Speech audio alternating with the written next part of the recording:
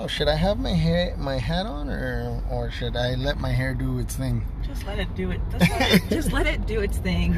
We are live. Welcome back. I am Leonardo Torres. I'm Erika Ayala. And together we are Leonardo and Erika. I'm giving him my elbow because I am driving. Stachio in the house, yeah. JHG production, welcome. Is it Jobin or Jobin? Jobin.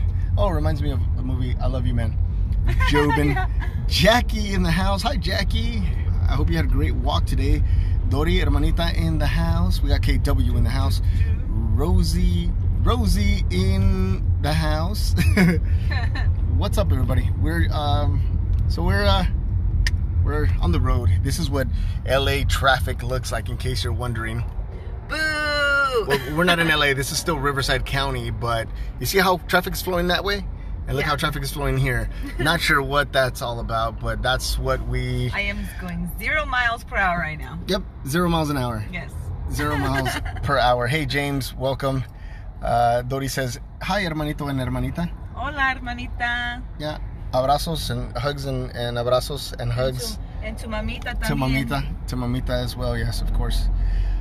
So yeah, that's LA traffic for you, but we decided to get on here and talk about getting to peace and love.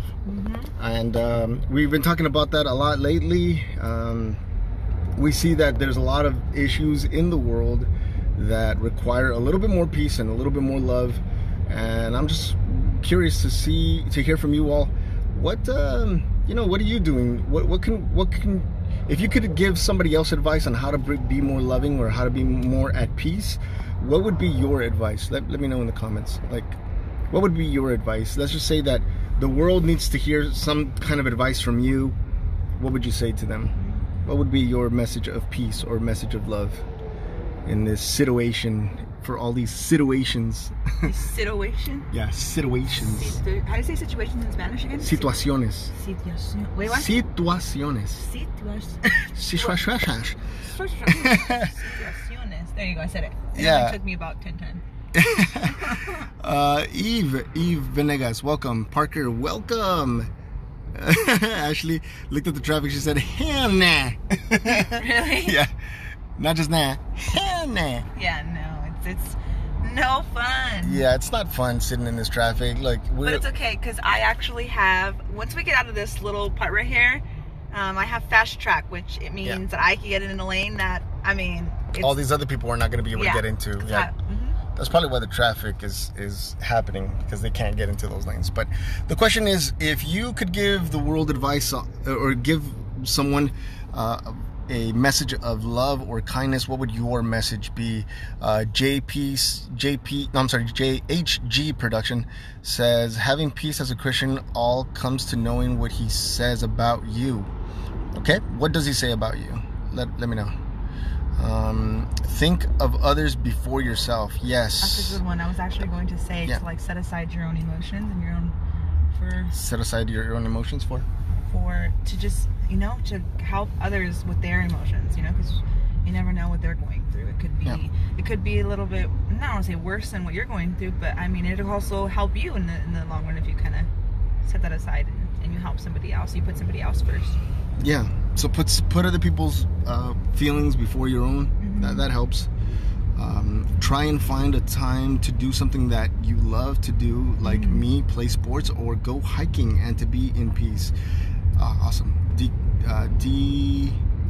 Is it D Carolee? DK, I'm gonna call you DK for short. When are you guys coming to SDs? To San Diego? I don't know. We have a plan. We have a trip planned to Laughlin. Laughlin, Nevada. In about 2 weeks. And who knows? Maybe I want to say maybe August, when the weather starts to cool down a little bit. Show all the kindness that you can. That's a great one too. Dori says, accept your imperfections so you can accept them in others. Ooh, that's a good one. That's a real good one. Which means that you have to actually look into yourself. So that's a really good place to start. You go inward. You look at yourself. You ask yourself, why am I failing in the world? Why am I not failing as in you're trying to achieve a goal, but why are you failing to be kinder? Why are you falling short of kindness and of love, right? And it starts with, or at the very basic, why am I impatient, right? Mm-hmm. Why am I so impatient? And then look at yourself. Why do you think that we become impatient? Because there's times that I catch myself losing my patience. Sorry, I'm not looking at the camera, not because I'm ignoring or but I'm driving. But I don't know. I always wonder, why do you think us as people, because I'm guilty of it on numerous occasions, that I sometimes lose my patience. I don't know where it comes from, but I do sometimes, and I have to tell myself, dude. What's a scenario that you've lost your patience in recently? Well, the main person that I lose patience with is myself. I don't have as much, that's what I mean. I don't have enough patience for myself. But I do give others the time and the patience, but I don't give myself that time or patience. Okay. Or, the same thing as in, I'm kinder to others than I am to myself. Why is that? Why do you think that is? All right. Very simple. You have much higher standards for yourself than you have for other people. You set standards for yourself that are higher, and you are harder on yourself, and you're like, come on, I know that you should be at this level, and you're barely here. But with other people, you set the bar a lot lower, so yeah, I see what you're saying there. They don't frustrate you. You have that patience because you understand that they're not at that level. But that makes a lot of sense. So it comes with a lot of comparison too sometimes. Yeah, comparing I think is a big one. That's one of my biggest things, that I compare myself, and that's why I lose patience for myself. I'm just like, Erika, really? You're not here? You should. But that person's there, and they did it in this time. And how come it's taking you this much longer? And then I lose patience with myself, and then I get discouraged, and then I start being unkind to myself. You're lazy. You're a disappointment, and I'm just like, come on, get it together. Yeah. Get it together, man. But then when people come to me and they tell me the same thing that I'm going through, then I give them the best advice. I'm like, no, you just gotta keep going. You gotta keep pushing and just be patient. It's gonna come, and just keep going. And I'm like, dude, take your advice. But to your other Erika, you're like, nah, get it together. Yeah, that's true. I think about JHG says, I think about Mark 6:47 to 51. When Jesus saw his disciples in a storm, he saw them, he heard them walk on the waves of the storm, and got in the boat with them. This gives me peace in the storm. He's the same. Okay, yeah, inviting Jesus into your storm, right? To bring you to have him be that peace, right? A lot of times too, we ourselves have to be in the spirit of peace. We're sometimes in the spirit of competition, or in the spirit of comparing, like Erika just mentioned. Comparison is a big thing. We look at another person, especially on Instagram. Social media is it's very easy to do that. You're flipping through someone and you don't realize people curate their photos. They don't capture the traffic. They capture the beautiful mountain, and wow, right now when you were up close to my face, I'm like, oh my gosh, you're getting my double chin. I was already mortified that you were getting my double chin right now. I promise you, someone you follow on Instagram has a double chin, but they go home and they edit it on Photoshop, and then post it after they add filters and add color and color grading and all that other stuff. Linda, hi Linda. Linda says, if someone makes me very uneasy, I pray and ask for God's perspective. Oh, that's good, Linda. Yes, it's seen. Always think positive thoughts and act on it. It always reminds me of that one song by Kobe Cole. Well, look, I'm gonna tell you, a few years back, I cut out all world music, if you will, and all I was listening to was positive music. I didn't want anything. I didn't watch the news. I didn't watch any scary movies, which are my favorite actually. But I stopped watching them for a time. Not that I had anything against them, but I just really wanted to immerse myself in positivity. And that reminds me of a song by Kobe Cole. I think that's how you pronounce her name. It says, think good thoughts. And it's such a positive song, and it got me through a big negative situation. Situaciones. DK says loving yourself is key in order to love other people. Yes, yep. Seen. Pray for patience. You get put on a long line or driving in LA traffic, so I pray for understanding instead. Look at this now. Look at that. Oh, See? I was like, I can't look. No, now we're clear. Now we're in the clear. This is what the fast track lane looks like. We have these little rubber things, which I usually don't like being in this lane because they are rubber. They're not metal. So honestly, some cars, they cut in here because they don't want to pay or they want to get in here. And sometimes a lot of times that's how accidents sometimes occur because they just cut in here. That's why some of them are like taken down. Or bent. So I normally go into the other lane because, I don't want that to happen. Yeah. So welcome to Riverside County. I think we're going to be entering into Orange County pretty soon.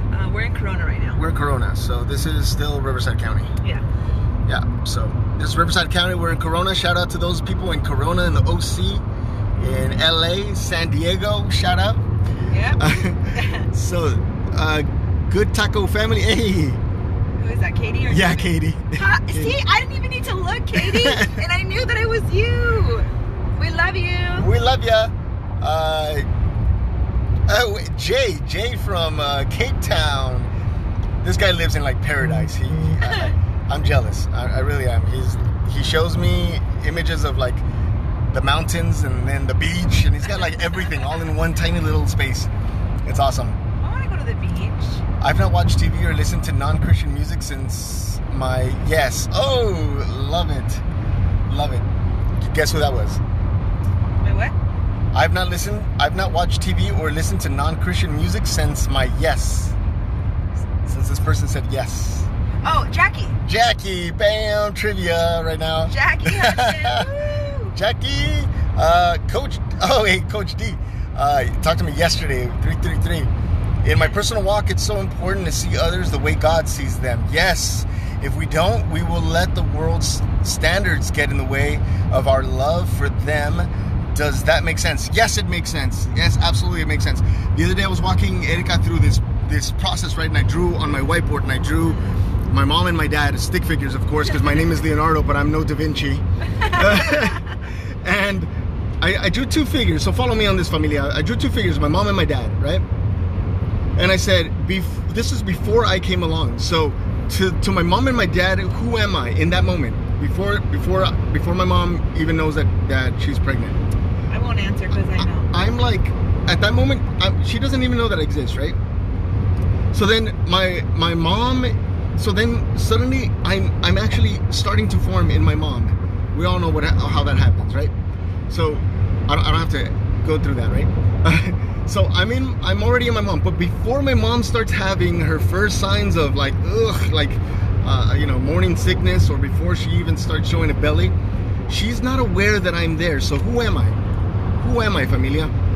To my mom at that moment. I'll wait a little bit and hear your response. So walk through it again. I drew two figures, and they met. But then I drew a little belly in my mom, and then I drew like a little dot inside of the belly to illustrate that I'm there. But my mom still didn't know who I was, or that I was there. So who am I? Who am I to her and my father? Right? So I'm not seeing any answers, but I'll give you an answer. Okay. Just to keep it flowing. I'm nothing at that moment. I'm nothing, right? So my mom has no clue that I'm there. So at that moment, I'm nothing. But the moment she starts to feel nauseous, and she goes to the doctor, and the doctor says, "Hey, congratulations, you are with child," right? Then suddenly, I'm a baby. Now I have an identity, something that she can identify me with. For the first time, I'm a baby. Like I'm recognized, right, as something. Hey, Alicia, welcome. And then before she knows my gender, and I hope we don't get into the whole gender thing, but before she knows whether I'm a boy or a girl, they start picking out names, right? My father was convinced that I was going to be a boy, and then they give me my name. So now I'm Leonardo. Okay, now I'm Leonardo. Wait, Tori, but I'm talking about in this world, okay? I'm talking about in this world. I realize that that's not true. God knew me, right? But I'm talking about to my mom, and from my mom's point of view, who am I? I was nothing. I didn't exist, okay? So I'm just talking about worldly view right now. So then I'm Leonardo. My mom and my dad chose that my name was going to be Leonardo. And then once I'm born, now I have a nationality. Now I'm Mexican. I'm Leonardo, and I'm a boy. And then guess what? My family was Catholic, so they baptized me, and now I'm Leonardo, a boy, Mexican Catholic, right? And then some stuff happens. My mom ends up coming to America. Now I'm an immigrant, right? Now I'm an immigrant boy, Catholic, living in Leonardo, living in Compton, right? As I grow up, I start accumulating all of these identities, right? Because at that moment, I'm also a son, I'm also a grandson, I'm a nephew, I'm a cousin, at some point I became a brother, right? I became, a friend. I became all these things, right? And so then all of my identity is attached to the world, right? So when I'm born again, when I am baptized and I'm born again, I must die to the things of this world. I must put an end to the identity what the things that the world has said that I am.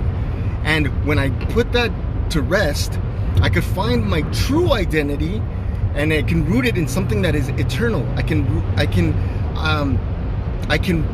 ground it in something that is everlasting, and not in something that is passing, like this world is passing, or like this car just passed in front of us without even signaling. All these cars, like 3 of them already. It gets frustrating a little bit with this LA traffic. But what I believe he said it was a pastor. What Pastor D said, or Coach D, says that he wants to see the way that God sees, right? And if we don't, we will let the world standards get in the way of our love for them. And that's right. See, if my identity, sorry, I'm stumbling over my words. If my identity is grounded on the things of this world, then I will filter the world as the things of this world. But if my identity is grounded in that which is eternal, then I will look at the world. I will look at the world as I will see my brothers and sisters as that. I will see them through the eyes of God. And again, that's not saying that I am God and therefore I can see as God, but I ask for God's perspective so that I can see my brothers and sisters as they are, and I can love them as God wanted us to love them. So all the labels, that's right. Such a revelation, Jeremiah 1:5. I'm not sure what that is. I'm sorry, I'm still an amateur at it. So yes, God knew me. But before I took on the name that my mother gave me Leonardo. I could have easily been a Jose, a Juan, a Jose de Jesus like my dad. I could have been, they could have named me practically anything. Fernando, Moises, short for Moises. I could have been a Raul. I could have been any of those things. And you would have, instead of saying, bienvenidos and welcome back, I'm Leonardo, I would have said, I'm Raul. That would have been weird. But I could have easily been something else. So who was I? Who was I before I came into this form, into this flesh, into this suit? And that's who I'm going to be when I leave it. I'm not trying to teach you doctrine. I'm not trying to teach you another theology or anything like that. This is my truth. This is what I came to know when I looked into myself and I saw my mistakes and I saw the things that I was doing that was actually bringing disharmony to my life, that was bringing chaos to society. Not that I was a horrible person. Could have been a horrible person. I was this close to being a horrible person because every friend that I had was a member of a gang in Compton. That was the thing that, like, I met this guy once at Disneyland, an old high school friend, and he's like, hey man, he goes, I want to tell you something. When we were in high school, he goes, I was going to have you jumped. And I was like, you were going to have me jumped? Why were you going to have me jumped? He goes, because I saw you hanging out with the rival gang, and we didn't like those fools. And so we thought you were with them, and we were going to jump you. And then I realized that you were also hanging out with this other gang, with this other guy from this other gang. And then we realized, like, oh, you weren't a gangster. You were just cool with everybody. And I was like, yeah, that was my way of surviving. Because if I joined any one of them, I automatically gained enemies, right? If I decided in that moment that I was going to join I'm going to name some gangs here, but so if I joined Toker's gang, then right, Oh my gosh. Sorry. I can't believe you just said that. No, if I joined them, then automatically the Compton Barrios were gonna be against me. They were automatically gonna be my enemy. Automatically were gonna be my enemy. If I joined this tagging crew called MKA, then automatically Y2 something was gonna be my enemy. Like, so I didn't have any enemies, right? They might have perceived me as such, but I never had any enemies, right? So anyway, that's. It kind of went a little bit I was like, of a tangent, right? Sorry. Like, but that's the truth, like, you know. And on my way to school, I passed by many neighborhoods, and every neighborhood was its own gang, and I had to be careful which neighborhood I would wear blue or which neighborhood I would wear red. And blue just happens to be my favorite color, but if I were wearing blue in the wrong neighborhood, I could have lost my life. Like, you know, all of that. Like, it came really close to being something terrible. You know, and I mean, no offense to the people who live that life. That's the life that you chose. And I know so many people that once you get to know them, they're not really bad people. They just get involved with the wrong crowd, and then they have to do these things to survive. They have to do these things to be protected. You know, and so I can speak to that. Yeah, you can speak to my father, but you know, he still has his imperfections. But my dad got out of that life when he had kids. Yeah, he knew that was not, his kids were more important. And was he always perfect? No, but he got out of it, and he works really hard now. And again, he's still working on himself, but he got out of that lifestyle. And some people, I know people who do, and it's nothing wrong against them. They still stayed there, and that's fine. It doesn't mean that they love their family any less. It's just harder for others, I guess, to really get out of it, depending how long you've been in there. So and understanding what's important to you is key, right? Whether you're in a gang or not, I mean, we all do things that we feel protect us, you know. Anyway, that's probably another conversation, but we just really on this one, if you just joined us, we're talking about peace, we're talking about love, we're talking about being more, spreading more peace and spreading more love. You all came up with some really good responses. Baja, hey, what's up, brother? Welcome. Hey. Cribs, Bloods, yeah, man, all of that. I grew up with all of that. I'm not saying that to be proud or anything, but how you were talking about, like, I survived peace and stuff right now. What also helped and is helping me get peace for myself is forgiveness, because I think forgiveness also brings peace to people. People that it's another topic that we can have to later, but I'm just saying, like, that's one of the things for myself that I feel like it has. I mean, I'm still working on it, but it's still something that I feel like does help and brings peace to people's lives and to other people's lives. Like, forgiving is a challenging thing to do, I feel like. I don't know. I mean, maybe you can tell me why we feel like it's challenging, but I think it's challenging because sometimes we feel like if we forgive the person, it's like we're okaying the behavior or the hurt that they did to us. Like, we're not condoning it, but we're saying that it was okay, you know. But it took me a long time to realize that forgiveness, that's not what forgiveness means, or doesn't mean that I'm weak or that you're weak. Forgiveness actually means that you're actually really strong to forgive that person. You're not necessarily forgiving that person for them, for their benefit. You're forgiving them for yourself, for your own inner peace, for you to be able to move past and get on with your life and to just really, really, truly be happy inside. And it's, you know, it's taken me a while to forgive some people, but I'm on the road of that, and I'm a lot more at peace than I was before, because I'm learning to forgive those who have hurt me and just continue to love them, because I think that's what they need more. They need love, still love, and to break that statistic, I guess, or the cycle of hurting people who are hurt or hurting people that hurt you. Like, just be the person that ends it. Like, just treat them with kindness. So it's hard, but we're all capable of doing it. I think it would make the world a lot more peaceful if we did it that way. Yeah, and that's exactly what it is. It's, some people are afraid to forgive because they think that it gives the other person all the power. Sometimes they're afraid to forgive because it makes them feel like what they did to what the other person did to them was right. It makes it right, but it doesn't. A lot of times, coming to forgiveness means bringing yourself peace. It gives you, it's about you finding your peace within yourself. And it's crazy because that peace is already in you. That peace and that love is already inside of you. It's dwelling inside of you, especially if you believe believe the Christian beliefs, if you have Christian beliefs, that peace is supposed to be dwelling in you. As Christ said when he was leaving, he said, I'm going to leave, but it's to your benefit, because when I leave, I'm going to send the Holy Spirit, or I'm going to ask the Father to send the Holy Spirit, and he's going to send it in my name. And then he says, my peace I leave you. And for me, that means that when the Holy Spirit comes, it's going to be the peace of God. It's going to be God's peace on earth, available to us, living in us and dwelling in each and every one of us.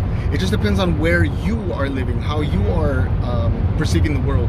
If you are anchored, as I said earlier, if you're anchored to the things to the identity of the world, then that peace is going to be really hard to find, because you're going to have to go through all of those identities to reach it. You have to go beyond your father role. You have to go beyond your motherly role, your daughter, your sister roles, all the roles that you played: nurse, teacher, doctor, student. All of those roles, you have to go through all of those roles to get to peace. But if you were to learn to set all that stuff aside, you can always put those hats on when you need them, right? When they need you, I guess you could say.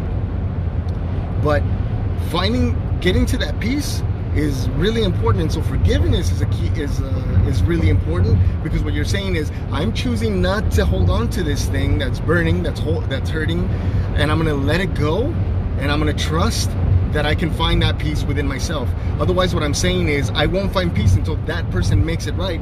And what if that person dies? What if that person never apologizes for what they did to you? Then that means that you'll never find peace. You're never going to have that peace that you don't only just want, but that peace that you deserve.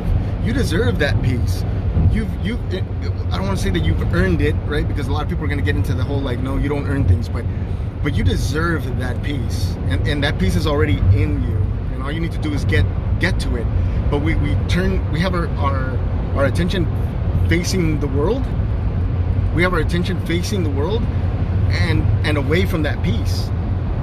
And so we have to turn our attention into the peace and away from the world. We have to turn our face away from the world. That makes a lot of sense, the way that you explain it, because it's like, I do have moments where I'm I deal with being depressed, so then I identify that that's what I am a lot of times, and then I focus so much solely on that oh, I'm a depressing person, I'm depressed, and then I wrap my head around the negative, and I can't. It's hard for me to get out of that and turn it into well, no, you're not. I'm not saying that depression isn't a thing, because I deal with it, but I can turn it around by just looking at finding the peace, like you said, within me, that I sometimes the outside world distracts me from really feeling that. That's usually what it is for me. I get distracted from. I let the negatives overpower who I really am. I kind of just, and I can be stubborn with myself sometimes. I'd just be bluntly honest. I am very stubborn, and like I've told you before, sometimes. Oh my gosh, sorry. I lost my train of thought because of the car. But I sometimes look at You're stubborn. Yeah, I'm stubborn with it, and I don't know, I guess to be really also bluntly honest, even with myself right now, I look at those feelings as my safe place. I don't know how to really fully explain that. It's where I'm comfortable, because I put myself in those feelings for so long that it's sometimes hard to believe. When I'm really happy, I'm wait, something's up, something's gonna happen, but yeah. Why? I don't know why we can't, and I say we as in general, why can't we just accept that we're happy and that we're in a good place? Why do we look, and I'm asking you this too, why do we do that to ourselves? When we're in a good place and we are happy, why do we go back and think about the negative? Or why do we say, oh, what's gonna happen, this is too good to be true? Why do we do that as humans? It's the hold that the world has on us. The world has such a hold, and I don't mean the world physical people, but the ideas, the things that keep the world running has a real tight hold on us. And when we, particularly when we're in that dark space, it only takes a little bit of light to start shining light to everything that's dark within us. We have to remember, in scripture, God works in the dark. It says in the beginning there was darkness, And it's in that darkness that God operates. Like, I'm not saying God is dark, okay? I'm saying like in that darkness is where the light can really shine. If there were light everywhere and you had a light, you would just drown. You know, your light would be drowned out by the other light, right? And I think the best thing you could do when you're in that situation, when you're in that, like, sort of those dark moments, is to find something to be grateful for, because your mind focuses its attention on the things that are not going well. And I think if you begin to focus it, or you move your attention from what's not going well and find something to be grateful for, you can start moving yourself towards that peace, towards that sort of more towards the positive side, right? Yeah. Thank you. And also, like, I think of like photography, like film photography. Like, in the darkness is where those images are developed. It's where you grow. It's where you develop. You're right. That's You know? I never really thought about it that way, but you're right. You develop yourself. So sometimes, I don't know. Look, I don't recommend this if you have like extreme anxiety or extreme depression. Definitely seek professional help. I personally, like, sometimes in the shower, I'll turn off the light. Yeah. I'll turn off the light and I'll let the water hit me, and I'll just be in the dark because my eyes can deceive me. I listen to some nice calming music so that I have something soft to focus on instead of having my thoughts just run rampant, and I let my thoughts just float away from me, and I give them no attention. See, that's the thing that we don't understand too, familia, that your mind will feed off thoughts. It'll just pitch a thought to you. It'll say, it's so hot today, and we're not feeling good. You may just feel like neutral, but your mind will pitch a thought to you. If you give it your attention, you just fed it. You just gave it life. Because a thought has no life in and of itself without your attention. That's all it requests. What did you say that again? Okay, your thoughts have no life of their own. They live off of your attention. The thing that they try to hold on to as they're passing by your mind, the space of your mind, is it's making a request for attention. And the moment that you give it attention, you've given it life. What would happen if I let a thought just float by me? It's gonna persist, but if I don't give it my attention, if I don't say, God, yeah, you're right, I am stupid. Yeah, it's gonna go, yeah, okay, yeah, because remember that time that you said this in front of the whole class and they all laughed at you? Yeah, I remember that. God, I'm stupid. And you start giving it your attention. But if you don't give it attention, it has no power over you. The thoughts have no power over you when you take the thing, when you take its food away, and its food is attention, your attention, right? I never thought about it that way. And so when you're sitting there and you're sitting in your negativity, when you're sitting in your dark moment, you can do one or two things. I've done both of these things. One, either I sit still and I like, again, that be still and know that I am God. Be still and know, meaning be still and know the truth. Be still and know the truth, because the thoughts that pass by may not be telling you the truth. The thought, that negative thought that holds you down, that negative thought that doesn't allow you to move forward, to love one another, the negative thought that says, well, you're a filthy sinner and therefore you cannot love like you're instructed to. Those are lies. This is a lie. Yeah. And if you're still, if you find that stillness, and like I said earlier, you focus your attention on that which is eternal inside of you already, dwelling inside of you, then you can grab onto something, you can grab onto truth. So be still and know that I am God is what it says, right? And when that thought comes to you, it'll fade away. It'll burn in the fire of truth. It'll burn. And that which is true goes through that fire and still remains true. And still remains true. So I've done two things. I've either been still and allow these thoughts to just pass me by, or I confront them and I say, okay, yeah, I did that. Yeah, sure, I behaved this way and maybe it wasn't the smartest thing to do. Yeah, okay, yes. So what? Now what? How does that help me moving forward? And then the thought goes, whoa, bro, I'm just reminding you. I'm just trying to remind you that you did that stupid thing. Okay, yeah, I did it.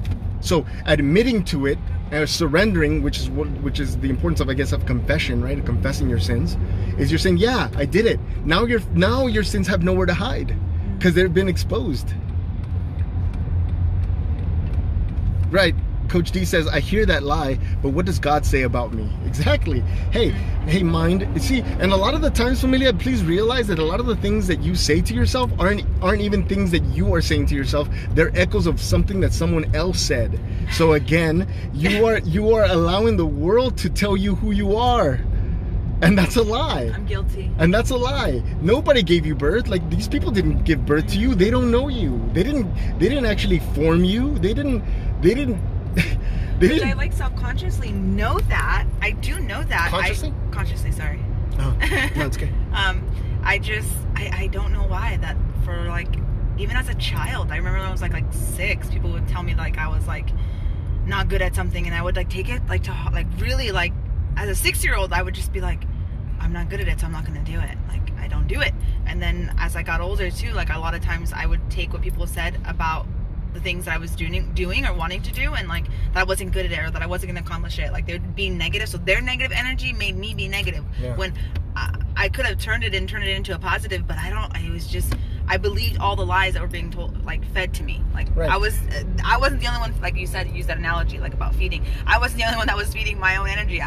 It was fed before because I was allowing other people's opinions per se or thoughts. Yeah. There are people who are very self-aware. They know who they are. From a young age, they know who they are, and so these things don't stick. But when you don't know who you are, and that's not necessarily a bad thing. It's because you trust people who raise you. You trust people because, especially if they say that they love you, you trust them. And so when they say you are not good enough, you take that and you make it as part of yourself. It says you are. So you say I am not good at that. And the thing to be careful is that what you're saying is you're not skilled at that, or you haven't developed the skill for that, which is different than you are not good at that. Because then you make it your identity. Well, that's just who I am. I'm not good at these sorts of things like math. Like, I'm a person that I love patterns, but math I failed horribly because I had my own way of coming to an answer, but the teachers wanted me to get to the answer their specific way, which is why I love my daughter's school now, because they teach them at least 3 different ways of getting to the answer, which at least now teachers are beginning to be flexible to how the student learns versus forcing the student to learn how you teach. That's good. See? Yeah. So set, right? So you have to be careful with that. So sit in that silence and ask yourself, is this my truth? Or is this something that the world says that I am? And if it's the world who's saying this that I am, then I'm going to sit in that stillness and I'm going to wait for God to tell me who I am. Because only God can truly tell me who I am, because He's the one that made me. He's the one that formed me. Before my mom picked the name, God already knew me. Amen. Before my mom baptized me into a church, I already belonged to someone, to the higher power. Before they presented the child to God, I was already God's. Yeah. Right? And I was like, what the heck? But it's a cop. It's a cop. I was like, they could break the rules. That's fine. Yeah. Yeah. No worries there. Right. So hang on, let me take a look at some of these messages. I am who God says I am, and I am His. That's right. Right. So we have to be very careful with what we say to ourselves, especially for those of you who are dealing with like depression. My hubby was marked down for drumming wrong, so it made him stop. Oh, yeah, that's the biggest thing. That's the too. worst. When somebody, like, when you want to do something and you're passionate about it, but then we allow that one or a couple people to like critique us, and then like it just shuts you down from like fully doing it, because it's like that's what's heartbreaking too. Yeah. You just want everybody to just be on board with what we want to do, right? We just like, when not everybody's up for like me wanting to just do my baking and venture on some other stuff. It's like, that's all you're gonna do. It's like, yeah, if that makes me happy and it brings me joy, like, well, then I have no problem doing that. But obviously you still want like the people that you love or that love you to be supportive. I'm not saying they have to agree, but I still be supportive, and which is why sometimes I hesitate to still do it, but I'm gonna do it. So yeah, tell your husband to buy a drum set and just drum his heart out. Yes. Like, there's tons of stuff he can just learn online. Like, you know, that's it. Maybe we can get Eric Davis. He's a drummer, I think he said. So maybe we can get him to share some tips or something like that, you know? as you find me. Yeah. How long have we been on? We've been on for 40 minutes. Oh. Yeah, we're almost to our destination, familia. So I'm gonna get off soon. But just wanted to point out a couple of things here. We got. You should talk about this on YouTube. This is great. I'll save this and then I'll post it on YouTube. We can go live later. Yeah, we could probably. Yeah, we'll probably go live later for a little bit and talk about it. Recap. But this is the sort of stuff that I want to talk to you all about, familia, because I think this is what's missing in the Christian world, is talking about how to. Okay, so God did the hardest part, right? Christ came and gave his life, and now he's up there talking to the Father and saying, hey, like, they love me, you know, and so we're on God's good side, we're on the Father's good side now, right? But that still leaves us with the world, and that still leaves us with our thoughts and our emotions. So what are we to do with all these things? What are we to do with our emotions? What are we to do with our thoughts? What are we to do with our experiences? What are we to do with our trauma? Now, I'm not a psychologist or anything. I have a certificate in neuro-linguistic programming, so I have a sense of what to do with your thoughts and how to move your images around and how to move your emotions around. But it's not something that I want to just completely do for you all and leave you with that. I do want you to seek, you know, medical help or professional help if you need it, and it's okay if you need professional help. There's no shame in that. There's really no shame in that. But I want you all to still be able to do something internally to help yourselves out and really see the world as Christ wants you to see it, as God wants you to see it, not as the world tells you it is, because the world is a lie. It's an illusion. It really is this big illusion, and it's meant to serve itself. It's meant to serve itself and nothing but itself. And we came here to serve. We didn't come here to serve ourselves or to be served. We came here to serve others. Even Christ served others. He actually washed other people's feet when people were like, wait a minute, you're too holy, you're too sacred to do this. And he said, no one was here, I am, and so I'm gonna do it. And if you've learned anything, you would do it too. Right? My grandfather used to tell me, el que no vive para servir, no sirve para vivir. Whoever doesn't live to serve does not deserve to live. We're here to serve. We're here to serve.